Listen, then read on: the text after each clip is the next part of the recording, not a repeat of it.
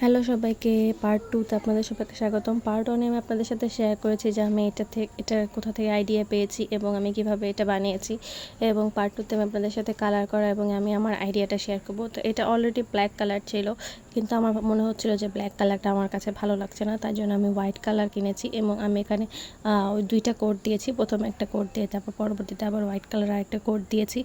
আর এখানে আমি ChatGPT কাজ করেছিলাম। আমি যে আইডিয়া নিয়ে কনফিউজ হয়ে গিয়েছিলাম যে আসলে কোন কালারটা আমার ভালো লাগবে, কারণ আমার চোখে আসলে অনেকগুলো কালার ভালো লাগতেছিল, রোজ গোল্ড, শ্যাম্পিং গোল্ড, তারপরে সেজ গ্রিন ইত্যাদি অনেকগুলো কালার ছিল। তো আমি ChatGPT কাজ করার পর সে আমাকে কনফিউজ করে দেয়। তারপর আমি অনেকগুলো অপশন থেকে একটা অপশন মোটামুটি আমার কাছে মনে হয়েছে যে এটা ভালো লাগছে, সেজ গ্রিন। তো আমি এখানে কালারটা করেছি হচ্ছে গিয়ে আইশ্যাডো প্যালেট থেকে। আমার এই আইশ্যাডো প্যালেটটা পড়েছিল, ইউজ করা হয় না, তাই আমি এই আইশ্যাডো প্যালেটটা থেকে কালারগুলো করেছি।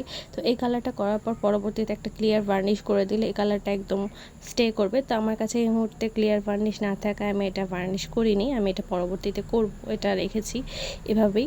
তো এই হচ্ছে মোটামুটি আমার ফাইনাল লুক। আমার কাছে ভালোই লেগেছে আউটকামটা। আমি যেরকমটা চেয়েছিলাম সেম টু সেম ওরকম না হলে আমার কাছে আসলে অনেক ভালো লেগেছে, কারণ আমার একটু ভিন্ন ধরনের একটা কালার পছন্দ ছিল।